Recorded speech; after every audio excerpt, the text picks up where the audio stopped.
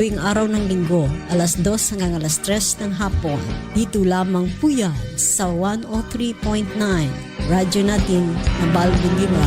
Ihati, Nina, Rock Pagbasan Fuentes, Nora Ibaho George, at Enrique Montalia. Pakinggan hanggang sa muli. Shalom. Sa iyo.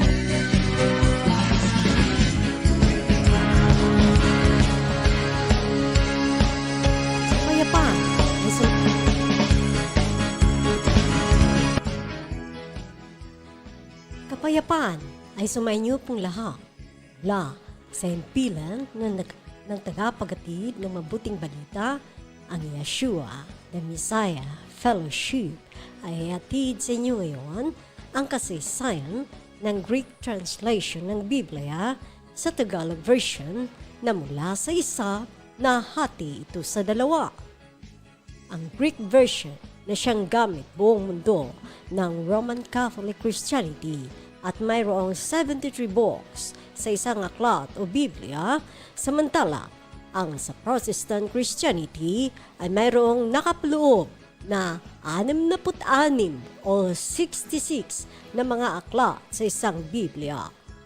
At kung paano ito nakarating sa ating bansa, paano nga ba nagkaroon ng protestanteng Biblia sa bansang Pilipinas? Yaring pinagbabawal itong ipasok sa bansa, lalo na ang basahin ito. Ay higit pang ipinagbabawal ng mga praile. Ibig sabihin ng salitang praile ay mga misyonaryong Katoliko na nagpakalat ng Katolisismo sa bansa panahon ng pananakop ng mga Kastila. Ipinagbabawal nga ito alinsunod sa iniutos ng hari ng Espanya na si King Philip II, kung saan ang Pilipinas ay hinango sa pangalan niya Philip. Pagkatapos ng 3 siglo, pagitan ng taon 1800, marami na ang nagkainteresadong isalin sa iba't ibang wika ang Biblia. Subalit, hindi ang Tagalog version dahil nagkaroon lamang ito noon taon 1887 hanggang 1888 CE AD. Nung ma-excommunicate ang isa pang pari na ang pangalan ay si Nicolas Manrique Alonso Lalliave, isang Espanyol Dominican Order of the Preachers ng Praile o pare, na ipinadala dito sa Pilipinas na siyang unang nagsalin sa Tagalog version ng Gospel of Luke salitang Pangasinan. Na-excommunicate nga siya dahil ito nga ay bawal, at nangyari ito pagkatapos ng 10 taon mula siyang ma-excommunicate na ilimbag nga niya ang Tagalog version. Si Lalliave ay sinilang taon 1839 at namatay noong 1889 sa edad na 50. Bagamat hindi siya ang unang gumawa ng ganito, si Martin Luther ang nauna pa sa kanya na mag-translate, hindi sa Tagalog kundi sa Latin at Greek. Ito'y sinalin. Totoong sa iba't ibang salin ng wika ay ninanais ng mga publisher isalin ang version ni Martin Luther na tinawag ding Protestant version, at isa na rito ang publisher ng British Bible Society taon 1870. At nagtangkang magdala ng Protestant Bible ang mga ito sa Pilipinas. Si Martin Luther na siya nga ang una sa lahat na nagsalin sa ibang wika tulad ng Latin at Greek para sa Protestant version, na-excommunicate. At dito nahati ang Greek version ng Biblia. By the way, ang mga ito ay naitala sa Library of Congress International Collection titled Catholicism in the Philippines during Spanish Colonial Period 1520 up to 1898. Kahit pa man ito ay pinagbabawal ng mga praile, sa kadahilanan ay hindi ito salin ng Catholic, kundi ito ay version ng German. Si Martin Luther ay buo ang loob ipagpatuloy ang kanyang sinimulang pag-aklas at ganapin tapusin ang German at Latin version na ito taon. Nangyari 1534 at naganap nga. Si Martin Luther, sinilang taon 1483 ng November 10 pagkatapos ng 24 na taon mula siya ay sinilang. Siya ay na-orden taon 1507 at naging pare. And after some time, siya ay nahanay na sa Augustinian monk o monghe. Na-excommunicate o naalis sa kanyang pagiging pare pagkatapos ng 14 na taon sa pamunuan ng Roman Catholic Christian religion, sanhi ng maraming issues na sa tingin niya ay may mga katuruan sa simbahan na hindi alinsunod sa utos ng Yahweh sa Biblia, kundi sa doktrinang gawa ng simbahan na itinuring mas pinahahalagahan pa kaysa utos na mababasa sa Biblia, maging ang kaligtasan ay sinasabing hindi lamang ang Biblia ang maaaring pinagmumulan ng kaligtasan. Kung kaya, si Martin Luther ay inalis sa pagkapari na bagamat binigyan pa rin siya ng pagkakataon na makakabalik at pagsisihan ang kanyang mga nagawang kasalanan laban sa patakaran ng simbahang Katoliko. Ngunit siya ay hindi na muli pang bumalik. Nangyari ito taon 1521. 14 years pagkatapos niyang ma-orden, na-excommunicate nga at nawala sa Roman Catholic Church. Si Martin Luther ay tuluyan na nga nahiwalay sa Roman Catholicism. 13 years mula siya ma-excommunicate, nagkaroon ng New Testament ng Greek translation into Latin at German para sa version ng Protestant. Inilimbag sa dako ng Wartburg Castle ng Germany taon 1534. Humigit kumulang ay may 1,203 taon mula isinalin sa Latin for Catholic version ng Biblia at may 84 years bago pa ito nagkaroon ng salin sa English. Taon 1618, si Martin Luther ay nakagawa na ng German translation.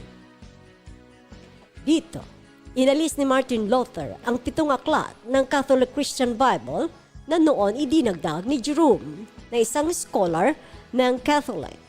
Ng mga panahon na yon, si Jerome, sa version ng Roman Christianity Bible na Latin translation, na ikinumission naman siya ni Pope Damasus, ang unang Pope, taon 382 CE AD, o pagkatapos sumakyat sa langit ang Mesiyas.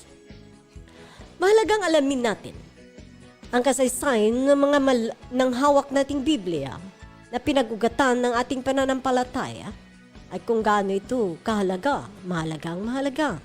Dahil ito ang ating natatanging pinagkukunan ng mga kaalaman at mga turo ng ating Mesiyas. Kung kaya, mahalagang ang malaman ito upang ating maunawaan ng higit pa kung paano nagkaroon tayo ngayon ng mga hinahawakang Biblia, maraming dina ng kahirapan at pagmamalupit panahon ng mga pananakop ng Kastila.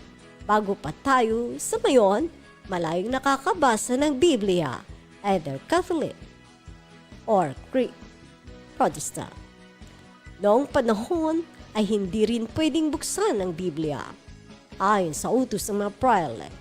Kahit paman sa mga paring Pilipino ay ito'y pinagbabawal sa kadahilanan ayon ng mga prelate na matututo ang mga Pilipino sapagkat naniniwala silang maring magbunsod ng paghihingi ng kalayaan kung ang Pilipino ay matututo at magsimulang maghanap sa kanila ng kalayaan. 12 taon o 12 years mula nang isinalin sa German ang Biblia ni Martin Luther ay namatay sa edad na 62 noong taon 1546 sa Eisleben, Germany. Ang sumunod sa unang Greek translation na noong 250 BCE BC ay Latin. Noong taon 383 CE AD, umabot ng 633 years na taon mula sa unang Greek na version. Sumunod ang Latin. Sumunod muli ang translation ng isa pang Greek na pangalawang Greek noong 1521. Nakadalawang beses ito na translate sa Greek. Ang una at pangalawang Greek version. Ang sumunod ay German translation kay Martin Luther 1534 CE AD. At sumunod ang English 1618 CE AD. At sumunod ang Tagalog sa atin Pilipinas ang 1887 CE AD.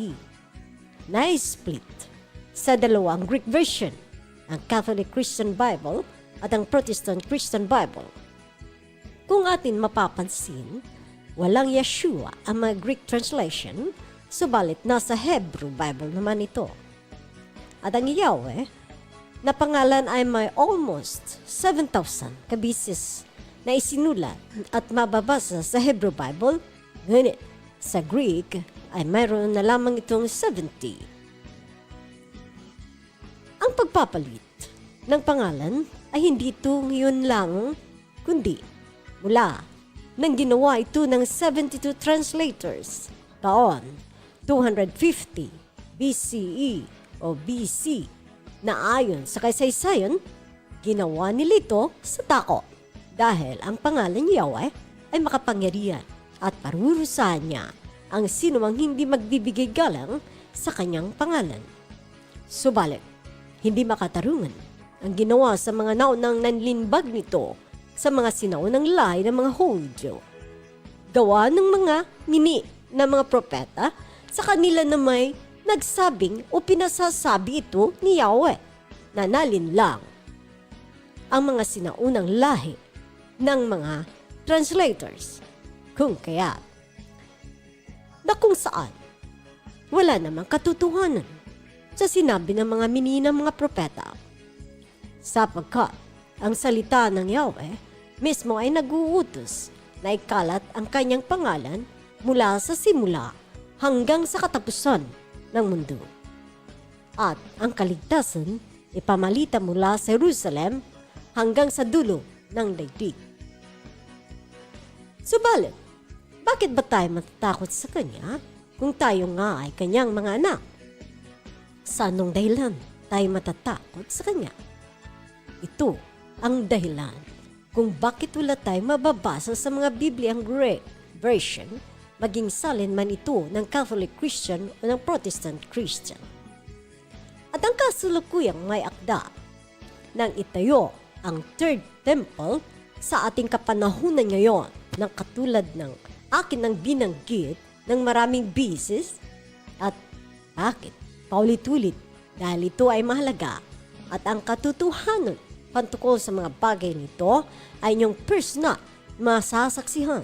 Maging sa pribadong buhay ninyo ay siya'y magpapakilala sa inyo kung siya ay inyong tawagin sa kanyang pangalan.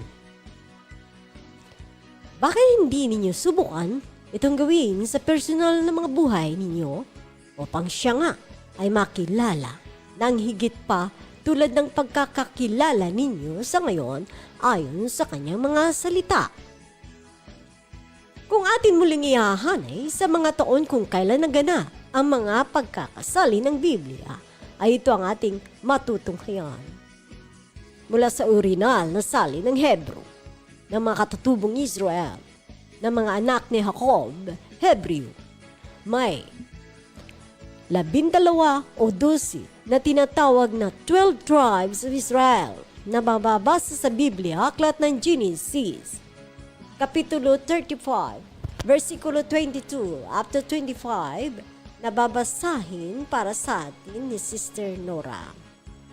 Genesis 35 verse 22 to 25.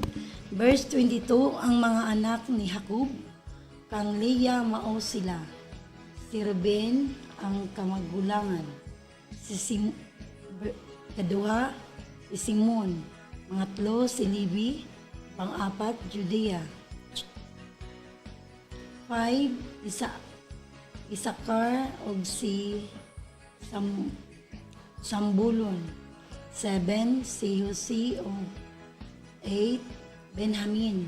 Mao ang mga anak ni Jacob kang Rekwail. Ang iyang mga anak kang Bilha nga ulipo ni Rafael. Mao si Dan o si Nympha. 10 og sakang Zepra nga ulipo ni Leah. Mao si 11 Gad og 12 si Aser. Kini ang mga anak ni Jacob sa didto pa siya sa Mesopotamia o Babylonia. Na di kalaunan ay tinawag na Hudyo, Jews o Yahudim sa Hebrew dahil nga si Jacob ay pinalitan ni Yahweh ng pangalan na Israel na mababasa sa Genesis 35 verses 10 up to 15 na ngayon ay bansa na ng Israel. Narito, muling babasahin para sa atin. Genesis 35 verse 10 to 15. Verse 10, mingon ang Yahweh kaniya, Jacob ang imong ngalan apan sukad karon tawgon ka og Israel. Busa ginganlan siya Israel. Verse 11, og miingon ang Yahweh kaniya, ako ang makagagahom nga labing gamhanan, manganak og daghan, makabaton kag daghan mga kaliwat, ang uban kanila mahimong hari. Udaghan sila pag-ayo ug mahimo silang mga nasod. Verse 12, gihatag ko kanimo ang yuta nga gihatag ko kang Abraham ug kang Isaac, ug gihatag ko usab kini sa mga kaliwat mo kung patay na kana. Verse 13, unya mibiya ang makagagahom kang Jacob. Sa dapit diin siya makigsulti kaniya. Verse 14, nag-ugbok si Jacob og daghan handumanan nga bato. Didto o gibubuan niya kinig bino og lana ingon nga halad. Verse 15, ang nag-ugbok si Jacob og daghan handumanan nga bato didto sa gibuha laan niyang kining bino og lana ingon nga halad. Tinawag nga na 12 tribes sa mga anak ni Jacob o Israel na ngayon ang bansa ng Israel. At 6 sa bawat lipi nila na ito ang humawak. Sa translation ng Biblia mula Hebrew and to Greek, ang unang salin ng Greek, na umabot ito ng 72 translators.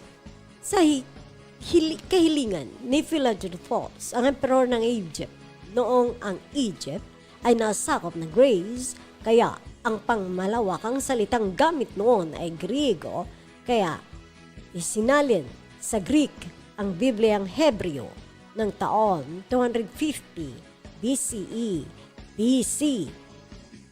By the way, ang BCE o Before Common Era ay ginagamit ng mga bansa kung sila ay tumutukoy sa panahon bago pa ang Mesiyas dumating sa ating mundo. At ang CE, Common Era, ay ibig sabihin sa ating kapanahunan sa ngayon o pagkatapos na umakyat sa langit ang Mesiyas o pagkatapos na namatay ang Mesiyas. Kadalasan, ang mga bansa na hindi naniniwala sa pangalang tawag ay Christ ay hindi rin nila ginagamit ang mga ito, kundi ang gamit nila ay BCE para sa Before Common Era o bago pa man dumating ang Mesiyas, at ang CE o Common Era o nang dumating na ang Mesiyas o AD, after death, na ginagamit naman ng may paniniwala. Akin nang nabanggit, kanina lamang, madalas ang gumagamit nito ay ang mga bansa na hindi mga Christians at hindi nila ginagamit ang BC, before Christ, at AD, after death. Subalit, ang mga bansa o lahi na kumikilala sa Christians, ang gamit nila ay BC para sa panahon na hindi pa dumating ang Kristo o before Christ, at AD o after death pagkatapos ng mamatay ang Kristo. Kung kaya't, madalas ninyo itong marinig ang paggamit ko ng BCE, BC o BCE, BC para dun sa panahon na tinutukoy bago pa dumating ang Mesiyas, at CE o AD, panahon natin ngayon o pagkatapos ng makyat ni Yeshua sa langit. Sa kagustuhan nga ng Emperor Philadelphus ng Egypt na noon under Greece, nagkaroon ng kopya ng Greek translation ng Biblia, ang unang kopya. Bago pa dumating ang Mesiyas, ito ang salin na kung saan sa takot ng mga sinaunang translator na mga converted into Greek language and culture na kung tawagin sila ay Hellenized Jews, na ibig sabihin hindi na puro ang kanilang kaalaman tungkol kay Yahweh, kundi nahaluan na ito ng ibang paniniwala na hindi tulad ng mga sinaunang tinawag ni Yahweh na mga lingkod niyang tanging sinusunod ay siya. Puro at walang halong iba pang paniniwala na siyang may hawak ngayon ng original Hebrew Bible na higit na may pagtitiwala kay Yahweh lamang. Ngunit ang Hellenized Jews na siya ring may hawak ng batas ni Moses na tinatawag na mga Farisiyo, Sadusiyo, Judaism, nababasa sa New Testament na silang lagi katunggali sa ating Mesiyas nung panahon pa ng kanyang pananatili sa mundo kapag siya ay nagpapakilalang anak siya ng Yahweh. Sila itong hindi naniniwala na may anak nga ang Yahweh na ang pangalan ay Yeshua. Kung saan ang Yah sa Yeshua ay abbreviation ng Yahweh at ang Shua ay ibig sabihin ay kaligtasan. Kung kaya ang pangalan ng anak na Yeshua ay ibig sabihin ay si Yahweh ang kaligtasan, na mababasa sa Isaiah 44 verse 6, Micah chapter 5 verse 2 to 5, John chapter 17 verse 11 to 12, na babasahin naman para sa atin. Isaiah 44 verse 6. Mao kini ang gingon ni Yahweh, ang hari ug manunubo sa Israel, ang Yahweh nga labing gamhanan. Ako mao ang sinugdan ug ang katapusan. Gawas kanako wala nay lain gamhanan. Verse 2, miingon ang Yahweh, apan ikaw o Bethlehem, bisag ikaw gamay nga lungsod sa Judea, anha maggikan kanimo ang usa ka hari sa Israel, nga ang kagikanan nagsukad pagayud sa verse 3, busa itugyan sa Yahweh ang iyang katawhan. Mungadto sila sa mga kaaway hangtod nga manganak ang mga babaeng nagbati. Unya ang tanan niyang kadugo nga gihag mawauli na sa ilang nasod. Verse 4, nigabot niya, hariana niya ang iyang katawhan sa gahom nga gikan sa Yahweh ug sa kahalangdungon nga gikan gayud sa Yahweh iyang makagagahom magpuyo nga ilayo sa kadaot ug ang iyang katawhan kay ang katawhan sa tibuo kalibutan ilaman sa iyang pagkagamhanan. Verse 17.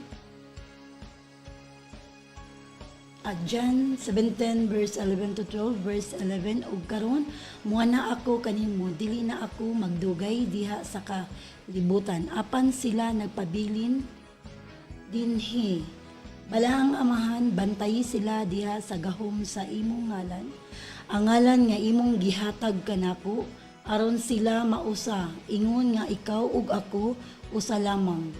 Verse 12. Samtang ako uban pa kanila gibantayan ko sila pinaagi sa gahom sa imong ngalan ang ngalan nga imong gihatag kanako gibantayan ko sila ug walay usa kanila nga mawala gawas ni adtong tawo nga gikatakda na mawala gayud aron matuman ang kasulatan. Ang mga salin para sa iba't ibang wika tulad ng Latin at sumunod sa unang Greek at after sumunod muli ang translation Greek. Nakadalawang bisis ito sa na i-translate sa Greek ang una at pangalawang Greek, then German kay Martin Luther at sumunod ang English at sumunod ang Tagalog sa atin Pilipinas na ngayon. Na-split ito ng dalawa noong panahon ni Martin Luther. Bakit? Wala tayong mababasa sa mga Bibliang Greek version, maging salin man ito ng Catholic Christian o ng Protestant Christian. At ang kasalukuyang may akda ng itayo ang Third Temple ngayon na umaalingaw-ngaw sa Israel na sa ating kapanahunan ito ngayon na katulad ng akinang binanggit ng maraming BCs. Personal na masasaksihan maging sa pribadong buhay ninyo ay siyang magpapakilala sa inyo ang amang Yahweh at ang mahal na Yeshua kung siya'y inyong tawagin sa kanyang pangalan. Bakit hindi ninyo subukan itong gawin sa personal na ninyo nang higit pa tulad na makilala ninyo ng higit pa tulad ng pagkakakilala ninyo sa kanyang mga salita? Ang Judaism o tinatawag na Orthodox Jews sa ngayon na bagamat mga Hudyo din na katulad ng Mesiyas na may bilang kulang-kulang 70% ang population ngayon ng Judaism sa Israel. Sila din itong laging kadibati ng ating Mesiyas ang kaunaunang humawak sa pagsasalin sa Greek version. Noon pa mang mga sinaunang panahon, taon 250 BCE, BC, kung saan dito din pinalitan ang pangalan Yahweh ng Zeus, Lord, God, at Hashem na ang ibig sabihin ay the name. Hashem means the name. At Kairos, ang ancient goddess ng Phoenicians at Canaanites na kung saan inire-representa na ng Baal. Sa kanila dahil ang Lord, God, pati na ang Zeus, hindi ito mga proper name o pangalan. Ito ay mga common name na pwedeng gamitin ng kahit sino, kaya maaring ang gamitin din ito ng ibang paniniwala katulad ng akinang binanggit kanina. Maaring gamitin din ito nga ng ibang paniniwala ng mga Phoenicians at ito nga ay galing sa mga Phoenicians at Canaanites na ina-address din sa kanilang goddess. Kung kaya, gayon na lamang ang pagpapaunang sabihin ni Yahweh, ang mga mini na mga propeta na maglilihis sa kanyang bayan upang siya'y makalimutan ng mga ito na kilalanin siya ng mga ito. Ang pagpapalit ng mga mini na mga lingkod na ito upang iligaw ang kanyang bayan ay mababasa sa Jeremias, Kapitulo 23, versikulo 27, narito, babasahin para sa atin. Jeremiah 23 verse 27 to 32, verse 27. Nagdahong sila nga pinaagi sa mga damgo nga ilang gisugilon ang akong katawhan. Nahikalimot ka nako, sama nga ang ilang mga katigulangan, nalimot ka nako, ug idangop kang Baal. Verse 23, pamati ka mo niining akong isulti. Kontra ko ang mga propeta nga nagsangyaw sa ilang mga dungog. Bakak nagpatuo sila nga ilang mga damgo o gipasalaag nila ang akong katawhan. Pinaagi sa ilang mga bakak ug mga paghambog. Wala ko sila sugua o ipadala og dili sila makatabang sa katawhan.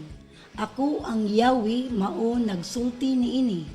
Verse 32, kontra ko ang mga propeta nga nagpatuo nga naggikan kanako ang ilang kaugaling mga pulong. Pinaagi sa pag-ingon, mao kini ang gisulti sa makagagahom.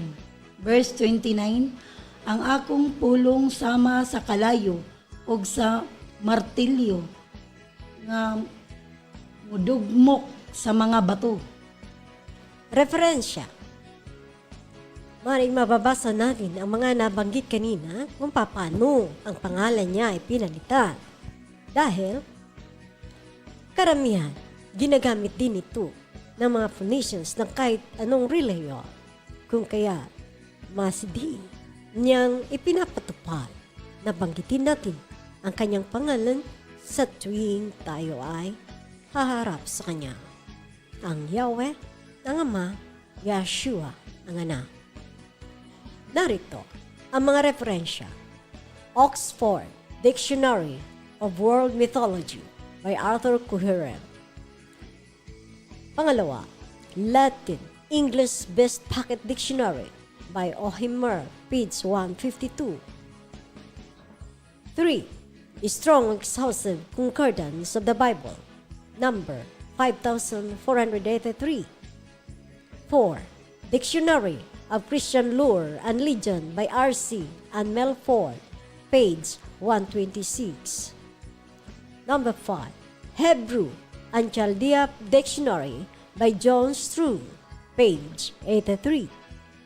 Number 6. Webster Comprehensive International Edition at marami pang iba. 7. The New Bible Dictionary, 2nd edition, page 108. Number 8. Biblical Dictionary and Concordance of the New American Bible, page 127. 9. Collier's Encyclopedia, volume 23, page 738, article Z. Hanggang sa mga sa susunod pong muli, antabayanan po ninyo ang pangalawang bahagi natin, ang pag-usapan natin.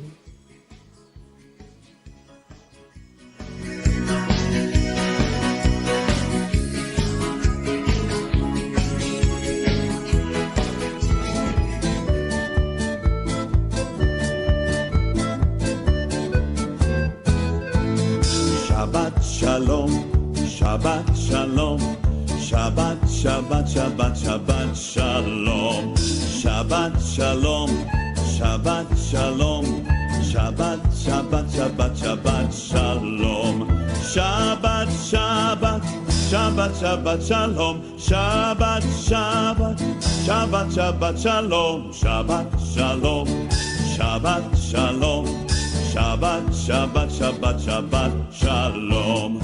Am Yisrael, Am Yisrael, Am Yisrael Chai. Am Yisrael, Am Yisrael, Am Yisrael Chai. Am Yisrael, Am Yisrael, Am Yisrael Chai. Am Yisrael, Am Yisrael, Am Yisrael Chai. O Davinu Chai, O Davinu Chai, O Davinu, O Davinu, O Davinu Chai. O Davinu Chai, O Davinu Chai, O Davinu, O Davinu, O Davinu Chai. Havenu Shalom Alechem, Havenu Shalom Alechem, Havenu Shalom Alechem. שלום, שלום, שלום עליכם, הבאנו שלום עליכם, הבאנו שלום עליכם, הבאנו שלום עליכם, הבאנו שלום, שלום, שלום עליכם. שאלו שלום ירושלים, שאלו שלום ירושלים, שאלו שלום ירושלים, שאלו שלום ירושלים, שאלו שלום, שאלו שלום, שאלו שלום, שאלו שלום ירושלים. Pedí por la paz de Jerusalén, pedí por la paz de Jerusalén, pedí por la paz de Jerusalén, Jerusalén por siempre viva en paz. Shalom, shalom, shalom, shalom, shalom, shalom. Shalom, shalom, Yerushalayim. Shalom, shalom, shalom, shalom, shalom, shalom, shalom, shalom, Yerushalayim. Shabbat shalom, Shabbat shalom, Shabbat, Shabbat, Shabbat, Shabbat shalom. Ang J&J Paintball Park ay bukas na para sa lahat na naghahanap ng pasyalan at the same time gustong libangan. Narito ang ilan sa kanilang mga services: family reunion, barkadahan party, may swimming pool, ang mga may gustong mag-outing, baril-barilan, hindi totoong balak kundi paintball na sa mga nag-aaral ng kursong criminology. Ito ay bagay sa inyong pag-ensayo upang labis pang mapunlad sa pamamagitan ng pagsasanay ng pagtatarget ng subject. Business hours po nila ay nagpapasimula ng 10 a.m. hanggang 5 p.m. May Facebook po ang J&J Paintball Park. I-search nyo lamang po ito, ang J&J ay pag-aari ng RLJ. Israel chai, Am Yisrael, Am Yisrael, Am Yisrael chai. Od Avinu chai, Od Avinu chai, Od Avinu, Od Avinu, Od Avinu chai, Od Avinu chai, Od Avinu chai, Od Avinu, Od Avinu, Od Avinu chai. Evenu shalom. Narito na naman po muli tayo sa pangalawang bahagi ng pag-usapan natin. Natalakay po natin noong mga nakaraang Sabado ang patungkol sa 7 silyo na kung saan nandito pero 6 pa lamang po ang naibigay ko noong nakaraang Sabado kasi 6 yung sinasabing 7 silyo, ang unang 7 silyo ay 6 lang talaga po yun kasi ang pang-7 ay preparation. Preparation na ang pang-7 silyo para sa susunod na 7 trompeta na ipaihihip ng Yahweh. At sa bawat paghihip ng trompeta ay may katapat na mga kahirapan sa mundo. Sa uhapong ito, hindi pa natin may pagpapatuloy ang 7 trompeta na kung saan may kasunod din na 7 bawal. Sa 21 na ito, kukunin natin ang 7 major na dakilang mga magaganap na sinasabi natin o tinatawag natin the 7 Great World End Time Events. Sa 7 nga ito ay may nakapaloob na 21 na events na mayroong 21 din na mga angels. Subalit, sa events na 21 na ito ay mayroong 7 bahagi na kung saan mga dakilang bagay na magaganap, ang pagkakasunod-sunod sa mga magaganap ng mga igagawin ng mahal na Yeshua, ang ating Mesiyas, sa mundo. Tinawag itong kahindi-kindi dahil ang panahon na ito, bagamat may kaligtasan sa panahon na iyon, subalit ito ay mahirap na paraan ng kaligtasan. Kung kaya, patuloy na tayo nag-i-encourage na tayo ay magbasa ng kanyang mga salita sa Biblia. No? Basahin natin ang Biblia sa tahanan natin. No?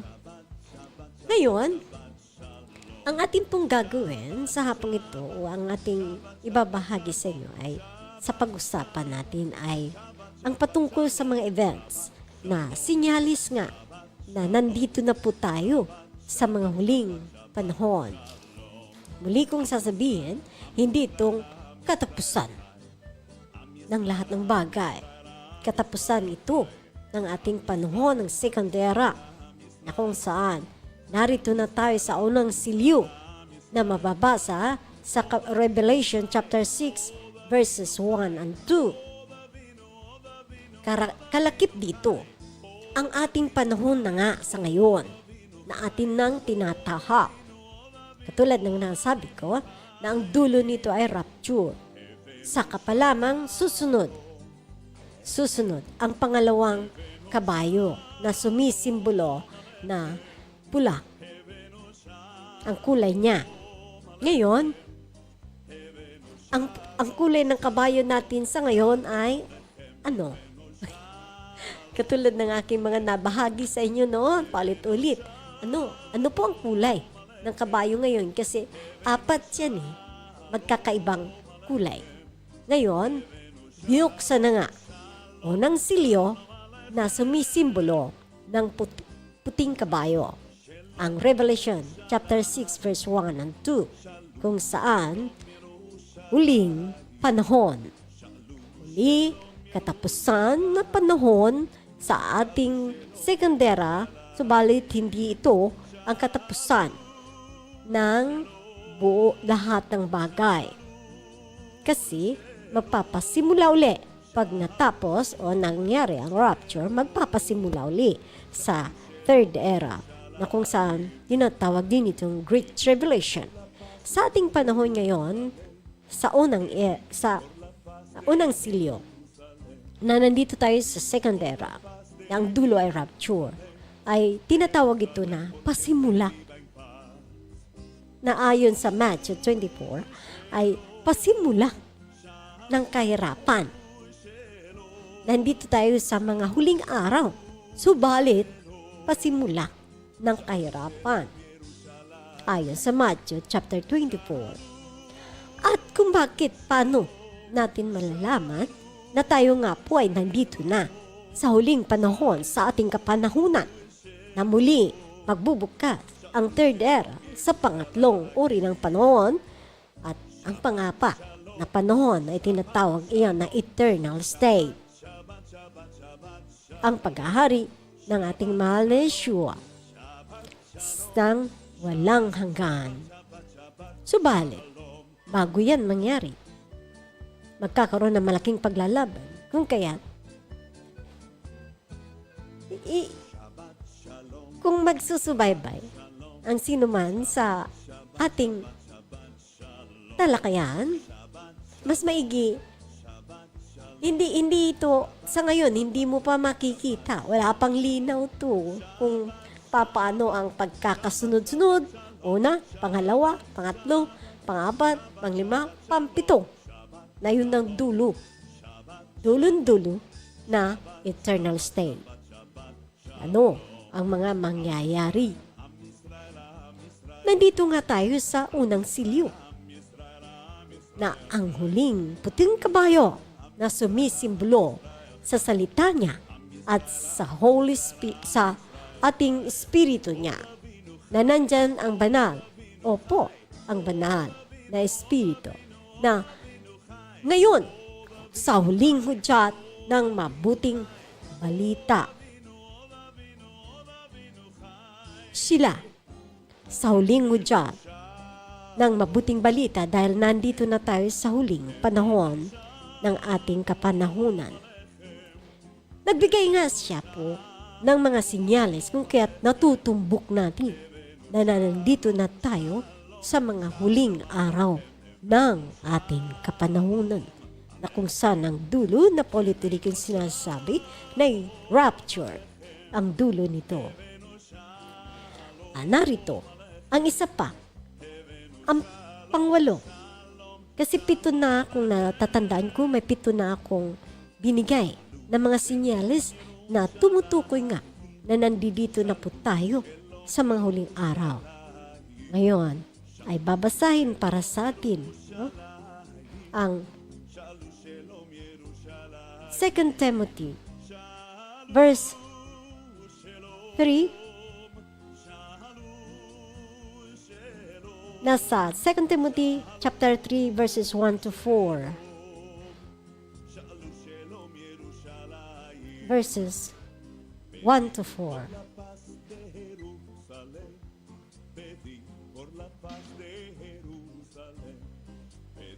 Ang mga huling araw. Verse 1, dapat mong malaman na sa mga huling araw ay darating ang mga panahon. Kaguluhan. Verse 2, sapagkat ang mga tao'y magiging maibigin sa sarili, maibigin sa salapi, palalo, mapagmataas, mapagsamantala, suwail sa magulang, walang utang na loob at lapastangan sa Yahweh. Verse 3, sila'y maging walay pagmamahal sa kapwa, walang habang mapanghirap nirang puri, walang pagpipigil sa sarili, marahas at walang pagpapalaga sa mabuti. Verse 4, sila'y magiging taksil, padalos-dalos, mayayabang, maibigin sa kalayawan, sa lahip ng maibigin sa Verse 5, sila'y may ayon ang pagiging makayawi, ngunit hindi naman makikita ang kapangyarihan nito sa kanilang pamumuhay. Iwasan mo ang maging awri ng mga tao. Verse 6, may ilan sa kanila ang gagamit ng paglilingla upang makapasok sa mga bahay ng mga babaeng madaling malingla. Ang mga babaeng ito umuusig ng bigat ng kanilang mga pagkakasala at itinutulak sa sarili. Saring pagnanasa. 7. Sa verse 5, sila'y may anyo ng pagiging Yahweh, ngunit hindi naman nakikita ang kapangyarihan nito sa kanilang pamumuhay. Iwasan mo ang ganyang uri ng mga tao.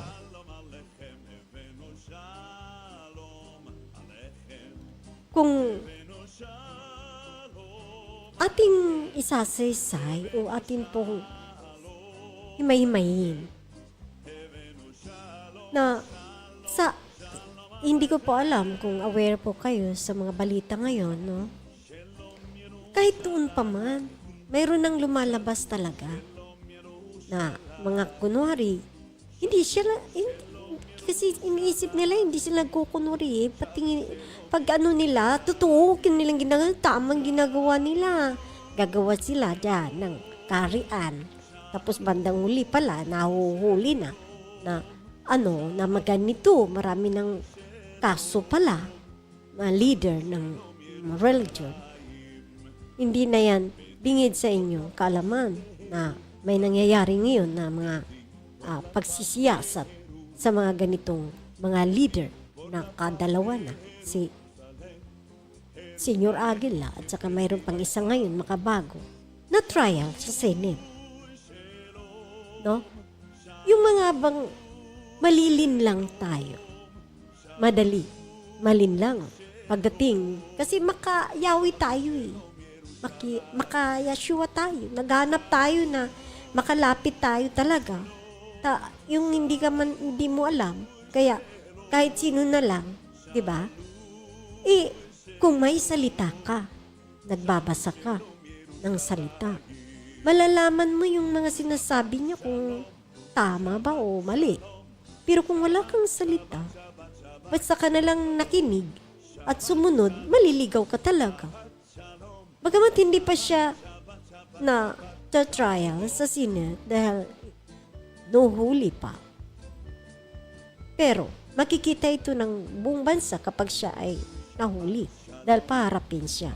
Wala nang kalulusutan dahil lahat na ng pwersa ng Pilipinas, maging sa lahat, ang inisyo sa kanya ay lahat, buong mundo, na pag pumasok siya, hindi na siya, huhulihin siya. Hindi lang sa Amerika, lahat ng bansa, nagbigay na ng na hulihin siya, lalo na dito sa atin sa Pilipinas. So, bakit kung, sabi pa nga nila, kung wala kang kasalanan, bakit natatakot, marap? Diba? Sabihin mo, katotohanan. O so, kung ganito, maghanap tayo ng tamang mga sasamahan, lalo na sa parati kong in-encourage dito, no?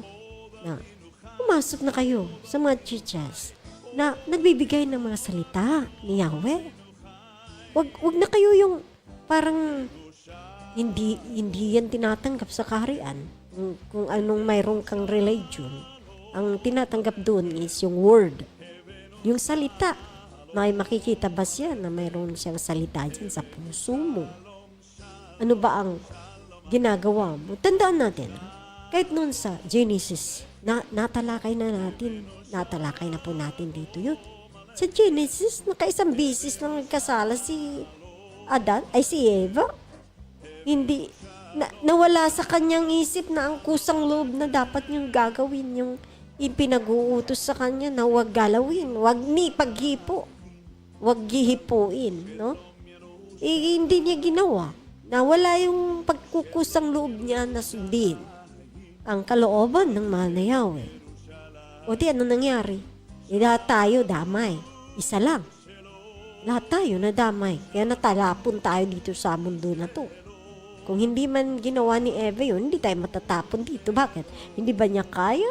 Hindi ba kaya ng mahal na Yeshua na palakihin, paramihin tayo ng walang kasalanan? E di naunsyami. Di po ba? Naunsyami ang planong kasama dapat tayo sa Kanya ng walang hanggan. Ngayon, dadaan na tayo sa Great Tribulation. Dadaan na tayo sa maligtas tayo bago tayo makabalik muli sa Kanya. Dadaan na tayo ng kung ano-ano pa. Dadaan na rin lang naman tayo sa mga pagganon ng ating mahal na Yeshua, ng ating Mesiyas. Hindi, siguraduhin na natin. Hindi yung basta-basta na lang, mangangaral, makikinig ng salita. Pagpunta doon sa iglesia or sa church, sa ministers, mag-uusap o kaya magpipray o kaya ano. Sa lahat. Hindi ako tumutukoy ng isa. Sa lahat ito. Tapos, pansinin mo. Pag siya na lang mag-isa, nandun, lumalabas na yung natural. Yung pagkukusang loob, nawawala. Yung kusang loob na, kasi sinabi ng mahal na Yahweh. Kasi wala din naman siyang salita. Paano siya makakagawa nang nagkukusang loob siya sa kalooban? Gawin ang kalooban. Alam mo, itong kusang loob, noon pa ito sa Genesis, na inaral na ito doon sa Genesis ng kusang loob na pagsunod sa Kanya, tinitingnan ito pa rin hanggang sa dulo ang titingnan sa atin. Tumanggap tayo sa ating mahal na Mesiyas. Nanalangin ang pastor, nanalangin dyan mga ministers dyan, nanalangin para maligtas ka. Sumunod ka sa prayer. Tapos, pagkatapos ng 10 taon, 5 taon, wala ka na. Hindi ka na makikita sa iglesia. Hindi ganoon. Bumalik ka. kailangang bumalik ka. Magkusang loob ka. Hindi yung balik-balikan ka pa ng ministers mo o ng mga lingkod ng mahal na Yeshua, ng mga pastors, ng mga elders, balik-balikan ka pa tapos hindi ka nang bumabalik. Hala, hindi ko na hawak yung mga ganun. Hindi ko na alam paano bigyan ka ng encouragement, no? Pero may mga pinili talaga ang Yeshua para ka palalahanan. Salamat. At muli, tapos na ang ating oras at napapasalamat kami muli sa mga nakikinig. Ang ating pong number para sa prayer and counseling is 0963-228238. Paalam. Shalom, shalom, shalom aleichem. שאלו שלום ירושלים.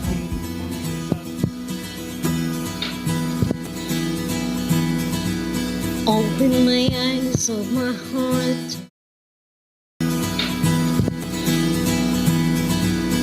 Open my eyes of my heart.